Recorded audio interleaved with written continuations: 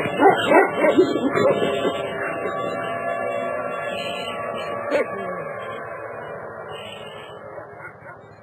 listening to The Hour of the Time, and I'm Prue. And I'm William Cooper. I pledge allegiance to the flag of the United States of America and to the republic for which it stands, one nation, under God, indivisible, with liberty and justice for all. Thank you, honey. You're welcome. See you later. Okay, bye. That was quite a sprint, huh? Yeah. Ladies and gentlemen, if you think you won on the Anti-Terrorism bill, you are sadly mistaken. And I mean sadly mistaken. We haven't won anything. As a matter of fact, we're all out of breath around here. Pooh had to run to get to the microphone to do her pledge on time, and I've been running around trying to find a loose connection, and found it just seconds before we went on the air. And that's luck, believe me. I didn't have any mic. The House of Representatives passed H.R. 2703 on March 14th with the Bob Barr Amendment, which removed some of the most egregious attacks on the Bill of Rights, which were originally included. If you think you won, you didn't.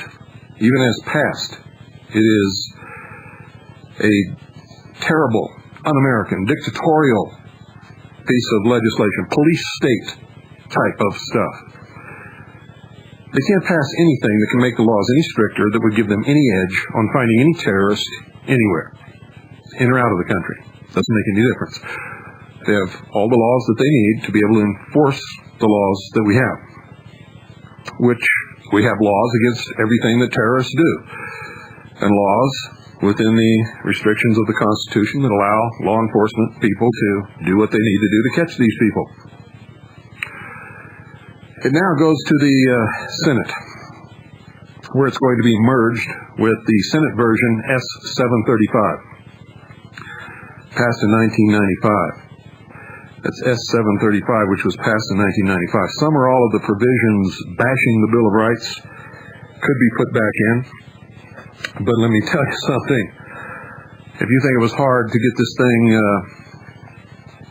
to get our way on anything in the House, wait till you see how difficult it's going to be with the Senate. The Senate are the big money people. And you need to contact the members of the House Conference Committee immediately. We don't know when the House Senate Conference Committee will meet, but we can be certain that it will not be publicized. You can thank Henry Hyde for introducing, after the passage of H.R. 2703, his motion to insist on the House's amendment to S-735. So ask each of the following House committee members to also insist on the House version. So call Henry Hyde, William McCollum, Stephen Schiff, Bob Barr, Howard Berman, John Conyers Jr., Charles E. Schumer. Well, on second thought, not much we can do with Schumer. Schumer's insane. He's not an American. In my estimation, he's an out-and-out treasonous, scumbag, sucking socialist puke who is one of the most evil people that I've ever encountered in my life. And Stephen Beyer. That's Henry Hyde, William McCollum, Stephen Schiff, Bob Barr, Howard Berman, John Conyers Jr., Charles E. Schumer, and Stephen Beyer. Schumer's the one who threatened us on the floor of the House that if it wasn't passed, we would be sorry because we didn't know what he knows. Well, I know what he knows. There's going to be more terrorist acts in the United States to get what they want. That's what he knows, and that's what I know. Only it won't be any patriots or any militia people who do it, ladies and gentlemen. It will be Schumer's cronies, the international socialists, working through the Mossad, the CIA, and other organizations to blow up buildings like the Oklahoma Federal Building, to perpetrate massacres like what happened in Waco, Texas, and to murder innocent women holding babies in their arms with a sniper rifle, no less. So you can call them through the Capitol switchboard at 800-962-3524. That's 800-962-3524. Or 800-972-3524. That's 800-972-3524. Or 800-872-8513. That's 800-872-8513. Or you can write them at Washington, D.C., 20515. Just put their name, Senator, the House, the state that they're from, at Washington, D.C., 20515. And also start pinging on your senators now. Tell them that you want whatever anti-terrorism bill that comes as a combination of the two to the floor of the Senate to be defeated. And no way should it be passed. And you need to do that immediately, folks. If you don't act on this, if this thing gets through, we might as well just keep getting ready. That's all I can tell you, because it's just going to keep getting worse. If you read my book, you know it wasn't a coincidence. But for those of you who didn't read my book, and my book's been in print for, about 5 years now? 5 or 6 years? And I said in there exactly what was going to happen. You really believe that it was a coincidence that when they were all together trying to come up with ways to defeat terrorism, that some nut who was being treated by a psychologist was killing children in Scotland? Do you really believe that? And there's a spate of terrorist bombs in Israel and London and other places? Well, I'm going to tell you something. If you do believe it, ladies and gentlemen, if you believe that that's a coincidence, then you are lost in sheeple land. You have been hoodwinked. The wool is covering your eyes, and you had better pull it off before you go blind. Don't go away. I have a special guest tonight. Her name is Kathleen Marquardt. She was on radio for a while. I've been trying to get her on this broadcast for about a year and a half, and finally just located her today. Actually, she located me today through friends, Gene and Lee up in Wisconsin, who arranged for her to call me. And after a year and a half, she's here. And you're not going to want to miss one single thing that she has to say. So we'll just set the scene right now. See, most of you aren't doing anything about any of this because you're scared.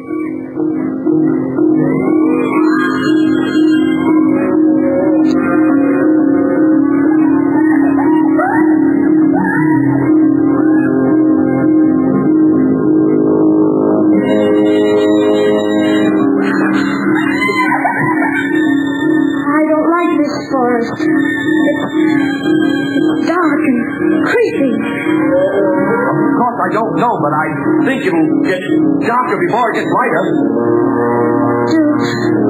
Do you suppose we'll meet any wild animals? We might. Animals that eat raw?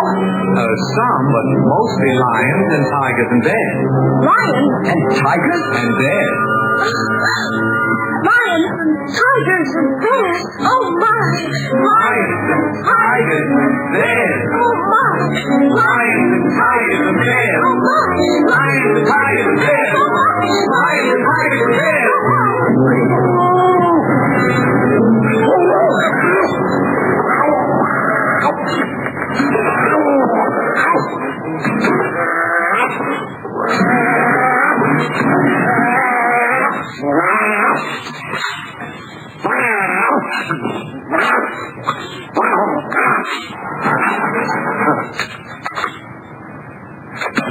Put 'em up. Which one are you place? I'll fight you about the head if you want. I'll fight you about one poor guy behind the back. I'll fight you stand on one foot. Sounds like Rush Limbaugh. Oh, coming next on me, eh? Sneaking up on me, eh? Why?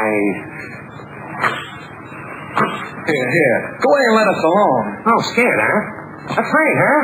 How long can you stay fresh in that can? Come on, get up and fight, you shivering junkyard. Put your hands up, you lopsided bag of hay. Now, that's getting personal, Lion. Yes. Get up and teach them a lesson. Well, what's wrong with you teaching them? Well, I hardly know them. I'll get you anyway, Pee-wee.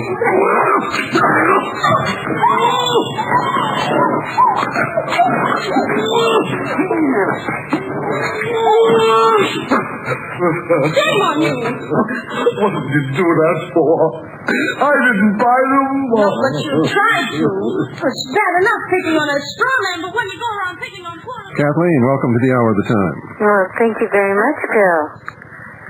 I'm glad to be here. Well, I'm happy that you're here, too, after looking for you for so long. You know, what happened just there is everybody's afraid of something until somebody stands up and shows everybody else that they're not as bad as they pretend to be. And there's a lot of symbolism, and there's a story underlying the story of the Wizard of Oz. And I think you and I know what that is. Why don't you give our listening audience a background on yourself? Who are you? Where'd you come from? What have you been doing? How did you get to where you're at now? We're going to talk about those things tonight. Sure. Well, I'm an ex-recluse. When all of this started for me, I literally was afraid to speak up. I was a very quiet person, and we were living in a suburb of Washington, D.C., and my daughters were both in junior high, and the younger one came home from school one day in tears, vowing to never return. And it took a while to drag it out of her what happened, but they had a person from People for the Ethical Treatment of Animals in her classroom lecturing for several days. And the last day of this lecture series by this animal rights person, the woman said to the classroom, well, how many of your fathers hunt? I mean, this is a suburb of Washington, D.C. Nobody raised their hand. And my daughter raised her hand a little bit and quietly said, well, my mother hunts. Yeah. And the woman looked at her and said, then your mother is a murderer. And my daughter was shunned. All her friends sort of moved away.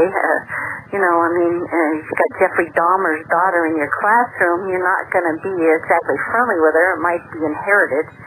I knew nothing about animal rights at the time, absolutely nothing. And so I started looking into it, and the more I looked into it, the madder I got, and the madder I got, the more I wanted to do something. And so I was looking for an organization out there that was trying to uncover the truth about this stuff. And the medical researchers have an organization, and the cattlemen have an organization, and the rodeo people did, but there was nobody combating on their overall what it really was all about.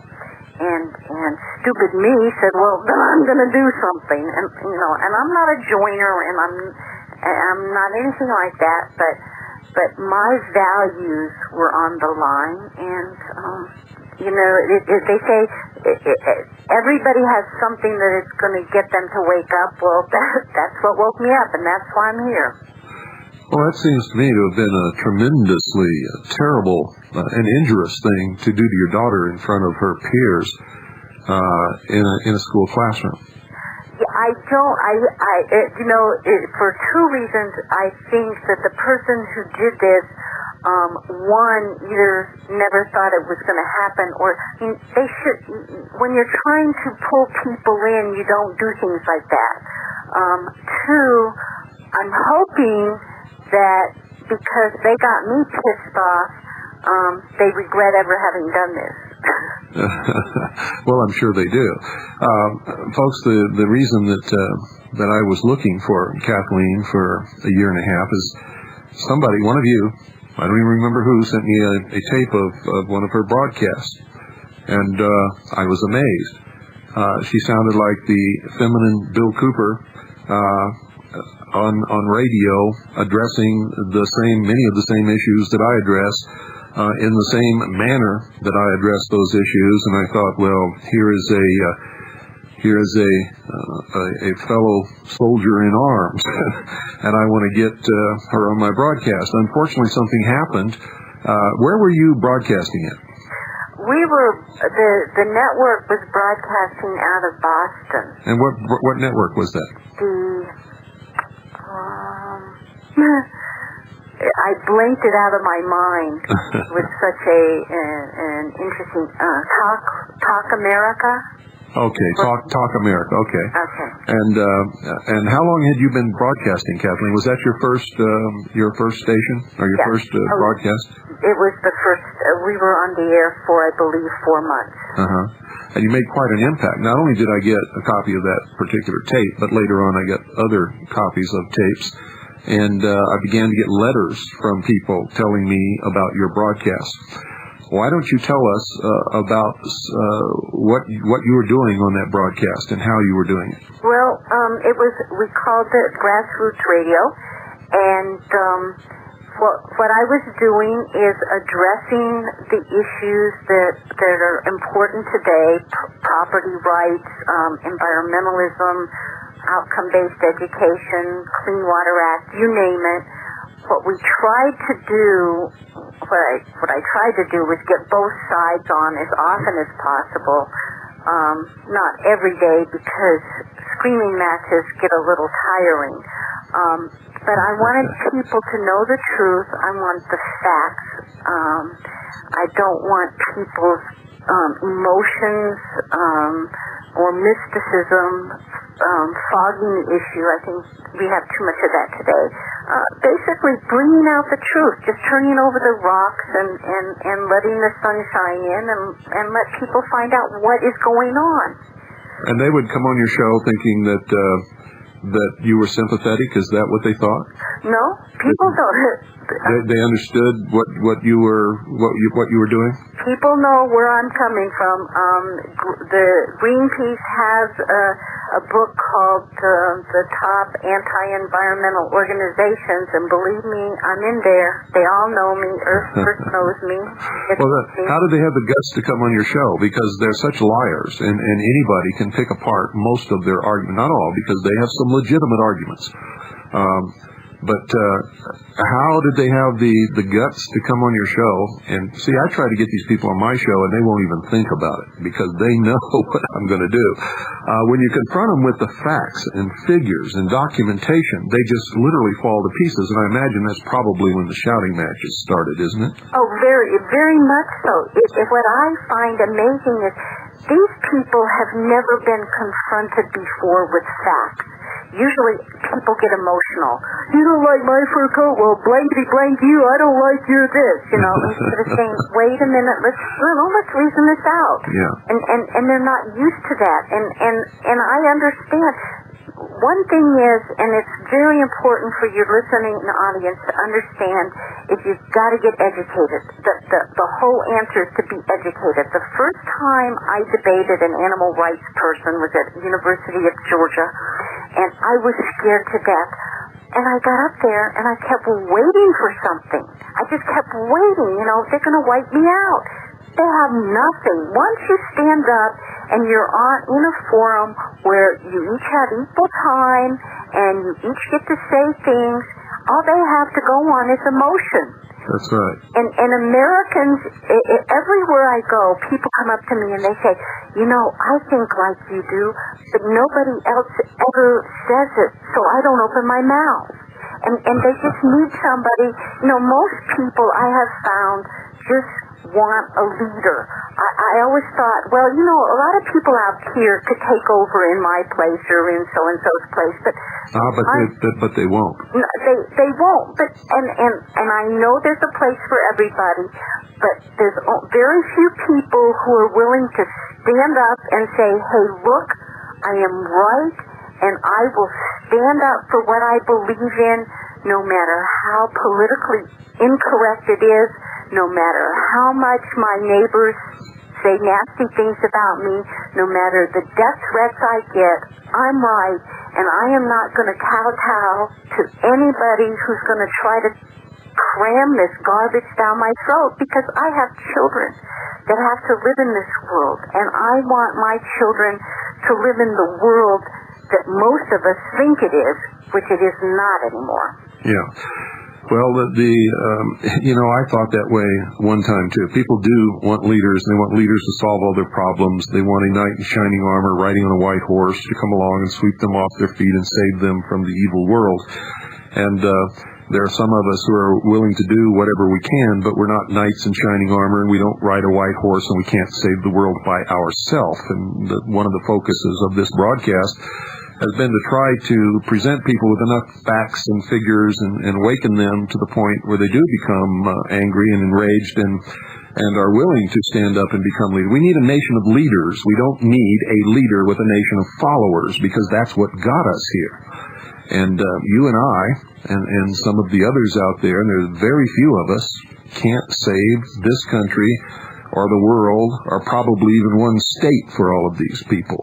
But we can furnish an example, and we can furnish education, and that's what you were doing. Yes, and what we have to do is hit their hot button, and you don't know when you don't know what you're going to say that hits it. And no, it's true. I know one. You do? Yeah. Tell me. Bullshit. Okay.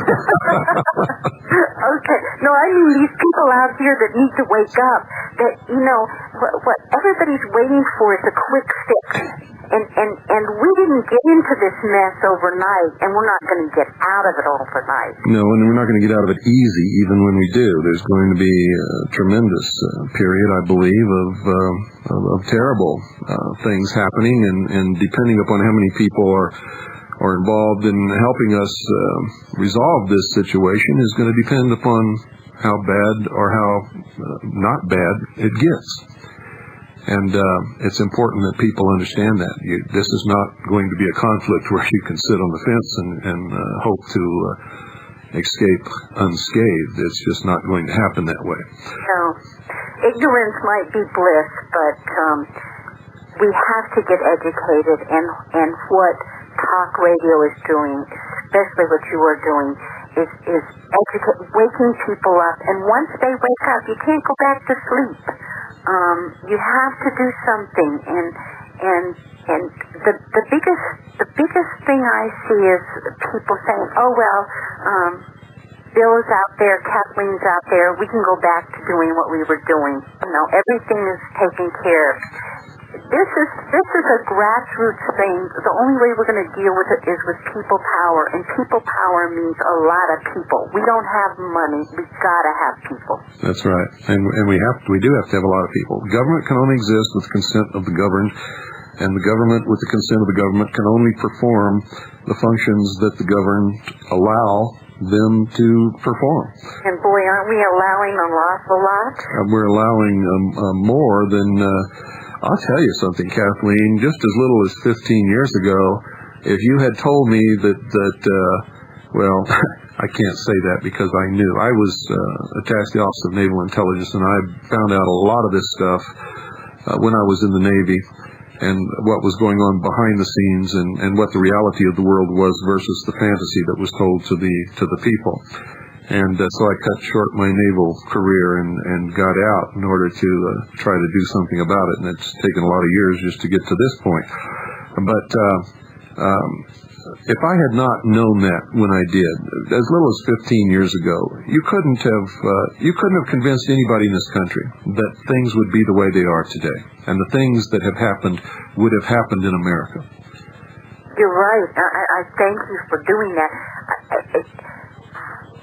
But how far do we have, how much of our rights do we have to lose before people are willing to stand up? Well, I can't speak for other people. You and I drew the line a long time ago, or we wouldn't be doing what we're doing. But all of those people out there haven't figured out when they're going to draw the line.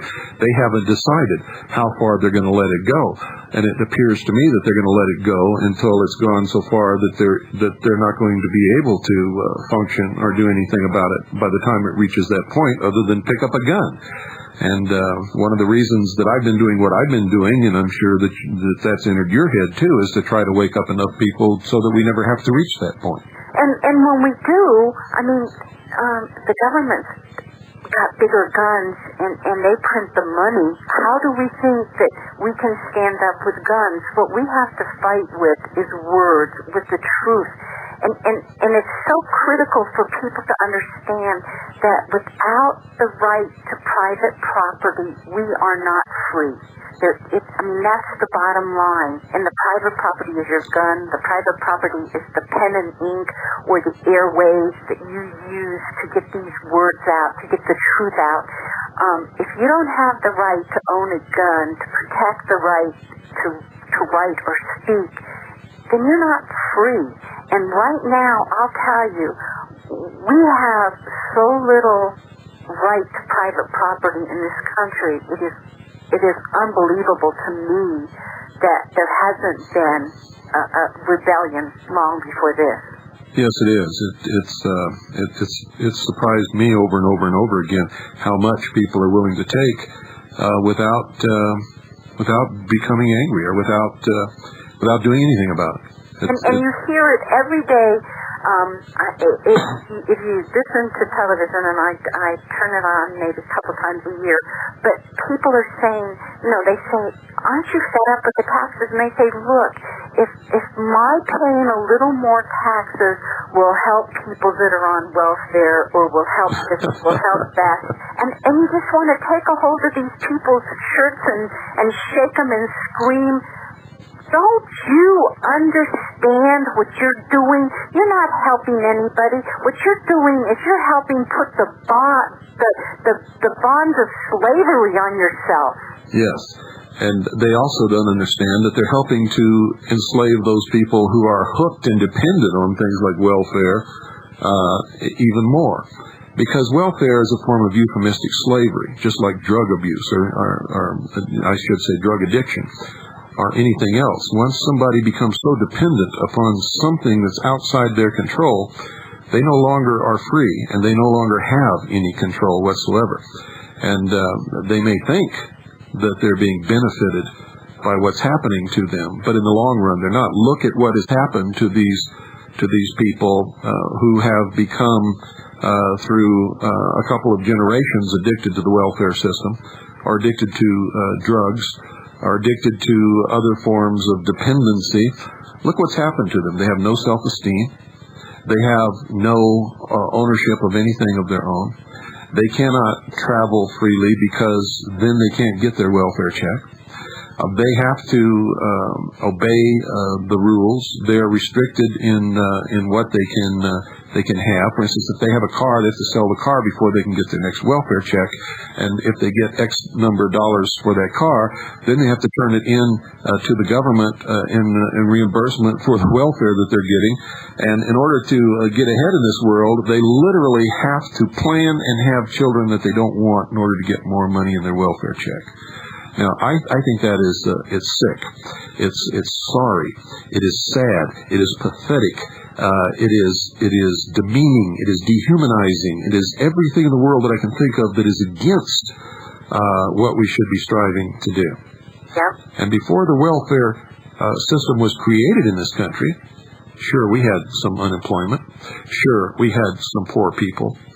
But I've got to tell you, it by no means was anything near what we have today that was created simply because people could get something for nothing. And do you notice also, you know it doesn't work, I know it doesn't work, most people out there know it doesn't work, and what's the answer to it? Put more money into it. Give them more benefit. And I'm like, what I don't understand is where is the thinking? If something, the Edsel didn't work, did Ford say, well, let's make it bigger and fancier? They said, no, shelve it. Get rid of it. Let's start all over again. So why isn't our government saying, this whole welfare system that we set up does not work. In fact, it's doing the opposite of what we want. Why don't we just undo it? I mean, I guess government doesn't work that way, but where are the people that are supposed to be saying enough is enough? Well, I don't know, but we're going to take a break. We'll be right back after this short pause. I could while away the hours, conferring with the flowers, consulting with the rain. And my head I'd be scratching while my thoughts were busy hatching if I only had a brain. I'd unravel every riddle for any individual in trouble or in pain. With the thoughts you'd be thinking you could be an Martha Lincoln if you only had a brain. Oh, I could tell you why the ocean's near the shore. I could think of things I never. I would dance and be merry. Life would be a king of dairy if I only had a brain. Ladies and gentlemen, the Hour of the Time is brought to you, as usual, by Swiss America Trading. Our people in Phoenix who care enough to provide the very best, to steal a phrase. They're the ones who have sponsored this broadcast for at least 3 years. I'd have to go check my records to find out when they started. And when they burned WWCR to the ground on the very night, and because of a statement that I made telling the American citizens that if we did not go en masse to Waco, Texas, and stand between the Davidian Church and the federal officers, they would murder everyone in that church. Swiss America Trading did not even flinch. They immediately mustered their forces and within 24 hours found me another station, WRNO in Louisiana, to broadcast on until WWCR could rebuild the station. They have weathered the storm with us, ladies and gentlemen. They guarantee what they do. They tape every phone call, every deal. Before they send anything that you purchased out, they call you again and go over the terms of the agreement again, and that conversation is taped so that everybody understands what's happening. Nobody can lie about anybody else. It's all on tape. They're the only ones, folks, who have a buyback policy. The only ones who have a buyback policy. They're willing to take a risk that if gold and silver goes to nothing, or platinum or anything else you purchase from them, goes to nothing tomorrow, they will buy back whatever you've got at the pre-agreed upon price. Now, you can't fault a deal like that. They're also the only ones in the world that not only back the radio host, but the radio host backs them. You see, folks, if you ever feel you've been cheated or mistreated by Swiss America Trading, you call me. I'll get on the phone to Craig Smith, and I guarantee you it will be fixed. We'll listen to the tapes. We'll find out who was right and who was wrong. And if they were wrong, they will make it good. If they don't, I will. You see, that's the way I make sure that everything is fine and nobody can ever fault what we're doing here. They pay for the airtime. They don't pay me one penny ever, never have, never will. I hope you understand what kind of special relationship that is. They care enough about you to sponsor this broadcast, which is the most politically incorrect broadcast in the world. Rush Limbaugh read the memo on the air where the president said that I am the most dangerous talk show host in America by name.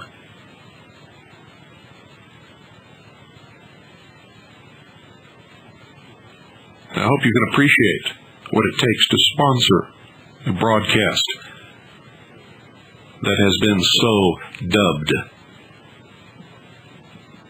If you want to get your hands on some real money as specified in the Constitution, no state shall tender in payment of debt anything other than gold or silver coin than is specified in the law. Did you know that a dollar is nothing but a unit of measurement? A dollar is not money any more than a quart is milk. A dollar is a unit of measurement of specific weight and purity of silver coin, ladies and gentlemen. What you carry in your pockets is not money. It's counterfeit. It's not even a note. It's worth only what some fool is willing to give in return for it. Think about those things, and then call our sponsor, Swiss America Trading, at 1-800-289-2646. That's 1-800-289-2646. Tell them that William Cooper sent you, and you'll get red carpet treatment. While you're at it, thank them for sponsoring the hour of the time. 1-800-289-2646. Do it now. You know how we all tend to procrastinate. Forward! The great and powerful Oz knows why you have come. Step forward, Tin Man.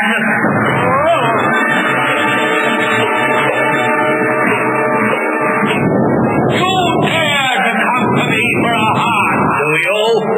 You clinking, clanking, clattering collection of collisionous junk!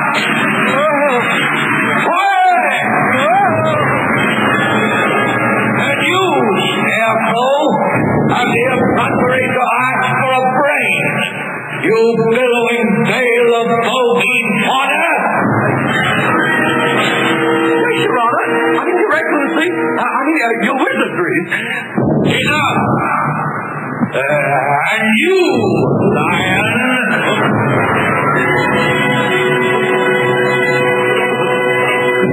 Well?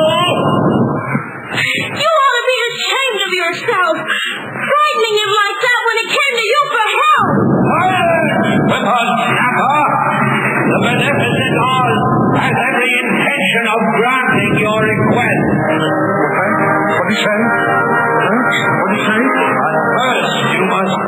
But first, you must prove yourself. There's always something to it, isn't there? Always. How long were you broadcasting on that network, Kathleen? About 4 months. About 4 months. Right. And you garnered quite an audience, didn't you? I think so. And a great measure of fame and Notoriety? Notoriety. That was the word I was looking for. Some people would call it infamy. They do. And what happened? Well, you could probably tell me better than I can tell me. Well, you were doing too good of a job. You were really stirring up the pot. You know, when you cook a pot of beans on a campfire, you're not supposed to stir the pot. Did you know that? No. If you do, because the campfire is usually so hot, I mean, you can stir it up to a certain point.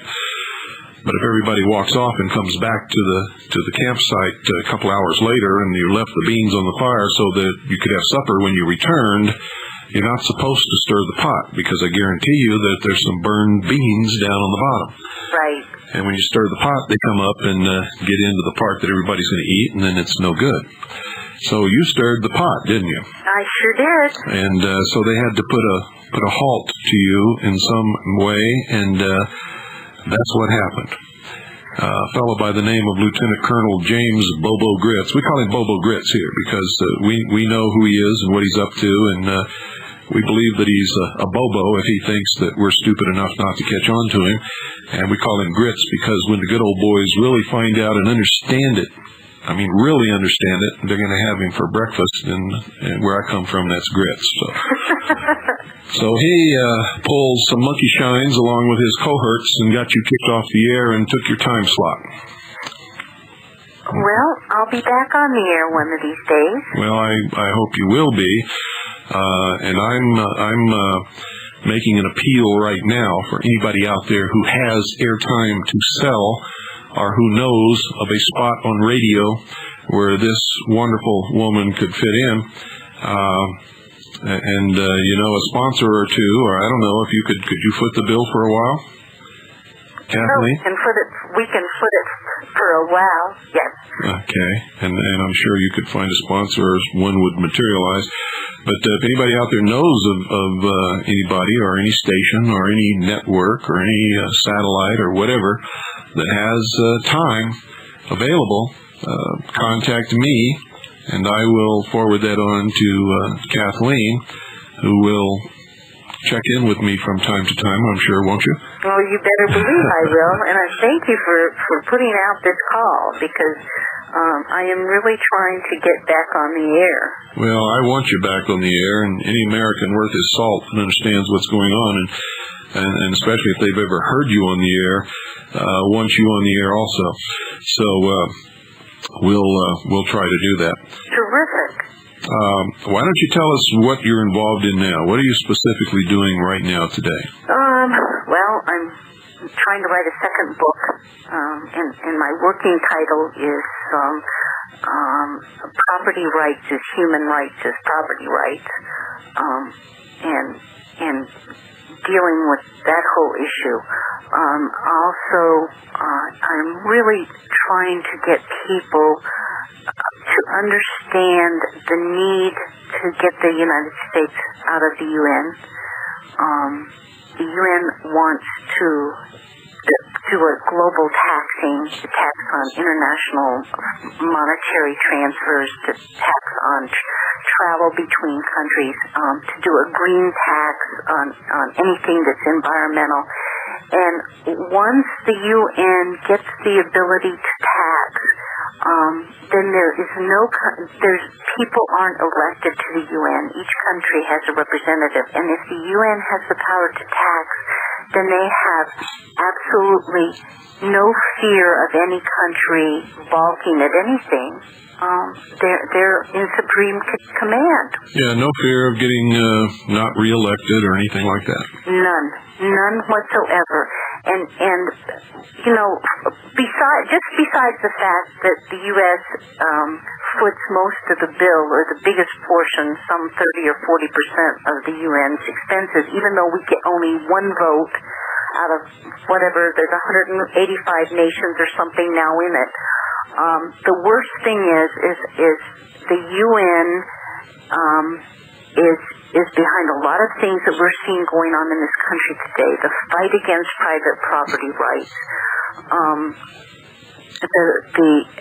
everything that attacks everything that we believe in, and this is an organization with no land to call its own for sovereignty, except all of ours. It's scary. Did you know the Constitution Hall has been turned over to the UN under the Biosphere program? Yes, the Statue of Liberty, Yellowstone Park. Yosemite? Yep. Did you know that recently a delegation from the United Nations went to Yosemite National Park and declared it to be an endangered biosphere because there is a mine operating totally legally and lawfully outside the park within what they call the buffer zone? Do you ever hear of a buffer zone? Yes. Yes. Well, the mine isn't operating. This is a proposed mine. Well, that's right. But get this, Kathleen. Guess what the name of the mine is? The New World Mine. The New World Mine. Now, I wonder who bought the rights and took out the permits and proposed to do this mine. Interesting, isn't it? That named it the New World Mine, and just coincidentally, right when an inspection team was coming from the UN in order to declare this whole national park, Yosemite National Park, which belongs to the United States, by the way, little Freudian slip of the tongue there, belongs to the United States, an endangered biosphere reserve. Well, the whole world to them is an endangered biosphere reserve. These people are liars and manipulators. I'll guarantee you it was the people who are bringing about the New World Order who engineered the mine and named it the New World Mine. that very well could be true. Just like it was them who somehow brainwashed that poor guy in Scotland to kill those children just when they were having the summit meeting on terrorism. Isn't it interesting that these things happen all the time? I said it would happen in my book when I wrote it. And I wrote the book. The book was, the part that I wrote about that was finished about 2.5 years before the book was ever published. And I was speaking in 1998, and I said that mental patients on the drug Prozac would take weapons and kill children in schoolyards and people in shopping malls and then kill themselves right when important gun legislation was in front of Congress. And then later it would escalate into terrorist attacks, and there would be terrorist attacks upon the United States, and all this would be done to disarm the American people and bring about the New World Order. And it's really happening fast now, isn't it? Yes, and God doesn't talk to me and tell me these things. I did this by studying these people, by studying how they've come to power in other countries throughout history, by studying the way that they act and foment their agenda and what they do to get what they want and what they do to people when they come to power. And I'm telling you right now, that's exactly what has happened. I predicted it. It is happening. It's terrible. It is absolutely disgusting that the terrible pain and suffering and the lies and the manipulation that these people will promulgate in order to get their vision of their utopian world. And they're willing to do anything. Anything at all. And you said one thing that nobody gave you a vision. One of the interesting things that I have found when I first started, of course, I started on animal rights and then moved into the environmental movement. Everything leads to one to another. But a lot of the books have been written by these people is because John Robbins wrote A Diet for a New America. His book came to him in a vision. A giant pig and a giant cow talked to him and told him to write this book. And you read all that and you think, how can people read these books when they tell you that a pig told them to write the book? I have people call me all the time telling me that they're reading books and newspapers and messages from Commander Hatton from Space Sector 9, who's orbiting the Earth in a spaceship. And now I'm finding out that Louis Farrakhan believes that he's being guided by Elijah Muhammad, who's up there in a spaceship under Hatton's command. And people read it and believe this crap, and that's what it is. And yet you, who do research and have sound science, you have logic and reason behind you, I don't see your book being promoted all over. No. How about the Celestine Prophecy? You read that book? I've read everything that's come down I'm a voracious reader. I read everything I can get my hands on, yes. Well, the Celestine Prophecy is this piece of fiction that has been on the bestseller list for like 2 years, and it's listed under fiction, and yet people are leading their lives from this. They have workbooks, and it's all about worshiping old growth trees. Now, this is a fiction book, and people are using it as their Bible, and I call it the Bible for the late 90s, and it really is. It's when you can make I think it's the Bible for Ward 3. Who was that nurse in the One Flew Over the Cuckoo's Nest? Yes. She's the one who's passing out the books. Well, I mean, she looked pretty good, though, didn't she? Well, yeah. Well, then you can understand why men would... Anyway. No, it's just...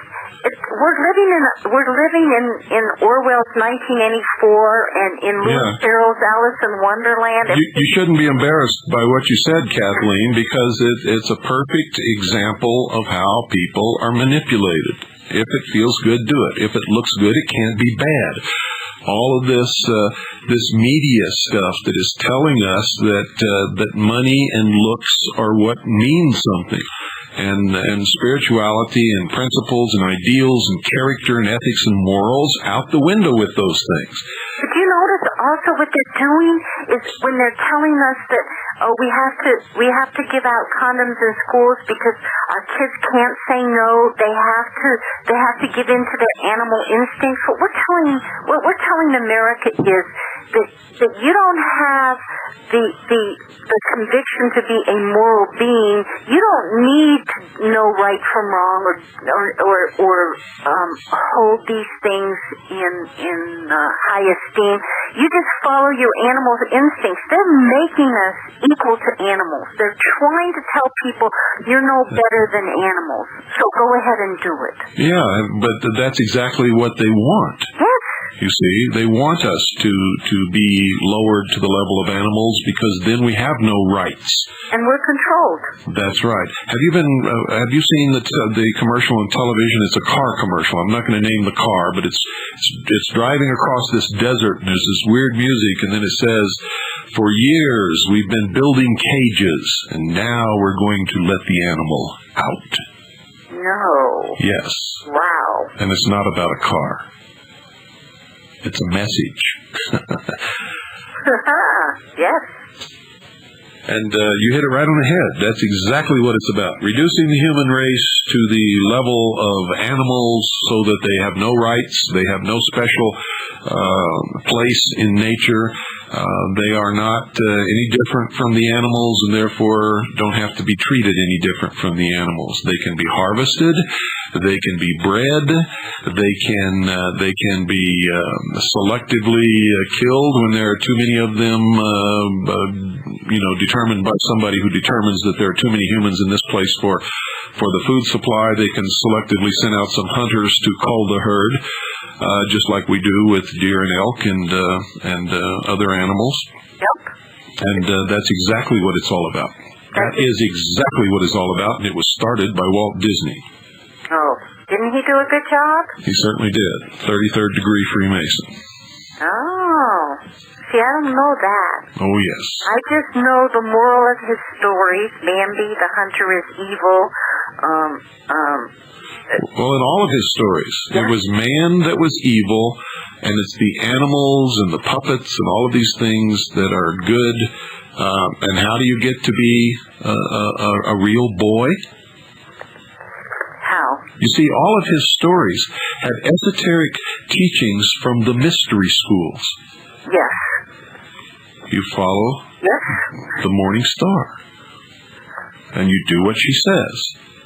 And if you do it right, and if you don't have any of these human tendencies, and you're a perfect little puppet, then one day you will become a real boy. Well, he did a good job.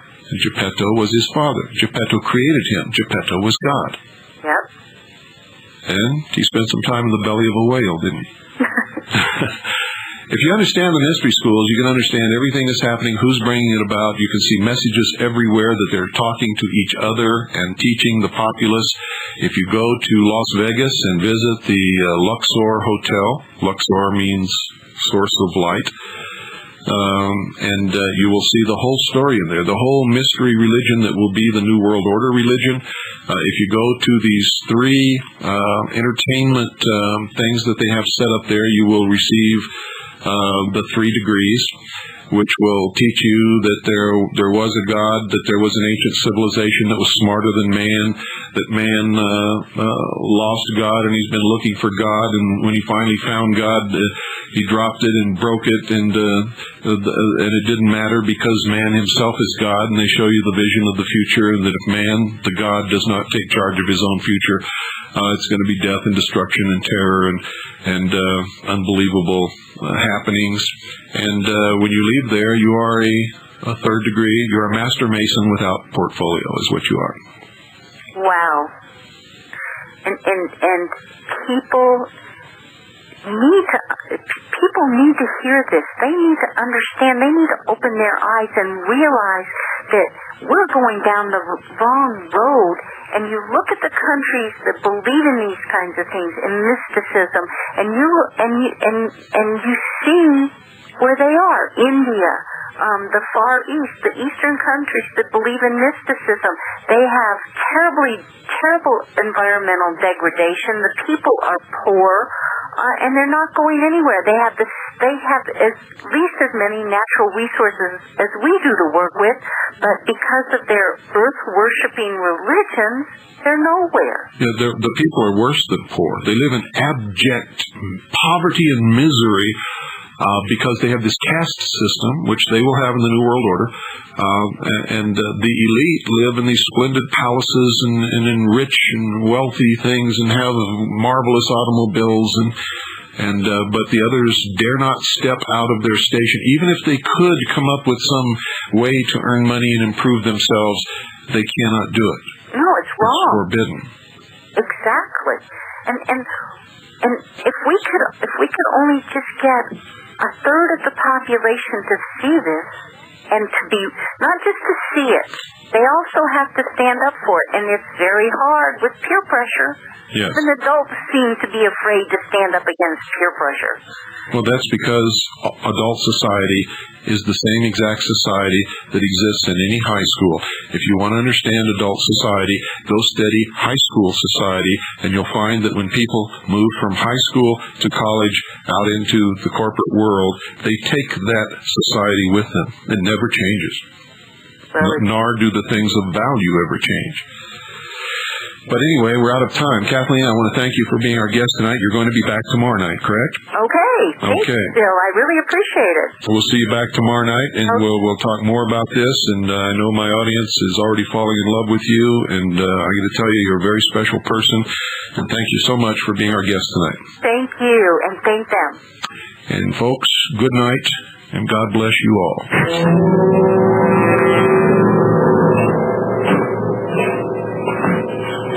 Why have you come back? Please, sir, we've done what you told us. We brought you the broomstick of the Wicked Witch of the West. We melted her. Oh, you liquidated her, eh? Very resourceful. Yes, sir. So we'd like you to keep your promise. If you please, sir. Not so fast. Not so fast. I'll have to give the matter a little thought. Go away and come back tomorrow. Tomorrow? Oh, but I want to go home now. Do not arouse the wrath of the great and powerful Oz. I said come back tomorrow. The great Oz has spoken. Pay no attention to that man behind the curtain. The great Oz has spoken. Who are you? Oh, I am the great and powerful Wizard of Oz. You are? I don't believe you. No, I'm afraid it's true. There's no other wizard except me. You're a very bad man. Oh, no, my dear. I'm a very good man. I'm just a very bad wizard. Well, what about the heart that you promised Tin Man? And the courage that you promised Cowardly Lion? Well, I'm Scarecrow's brain. Why, anybody can have a brain. That's a very mediocre commodity. Back where I come from, we have universities, seats of great learning, where men go to become great thinkers. And when they come out, they think deep thoughts, and with no more brains than you have. But they have one thing you haven't got, a diploma. Therefore, by virtue of the authority vested in me by the Universitatis Comitiatum e Pluribus Unum, I hereby confer upon you the honorary degree of Ph.D. PhD? Doctor of Thinkology. How can I ever thank you enough? Well, you can't. As for you, my fine friend, you're a victim of disorganized thinking. You are under the unfortunate illusion that simply because you run away from danger, you have no courage. You're confusing courage with wisdom. That's where I come from. We have men who are called heroes. Once a year, they take their fortitude out of mothballs and parade it down the main street of the city. And they have no more courage than you have. But they have one thing that you haven't got. A medal. Therefore, for meritorious conduct, extraordinary valor, conspicuous bravery against wicked witches, I award you the Triple Cross. You are now a member of the Legion of Courage. Shucks, folks, I'm speechless. As for you, my galvanized friend, you want a heart. You don't know how lucky you are not to have one. Hearts will never be practical until they can be made unbreakable. But I still want one. Back where I come from, there are men who do nothing all day but good deeds. They are called good deed doers, and their hearts are no bigger than yours. But they have one thing you haven't got, a testimonial. Therefore, in consideration of your kindness, I take pleasure at this time in presenting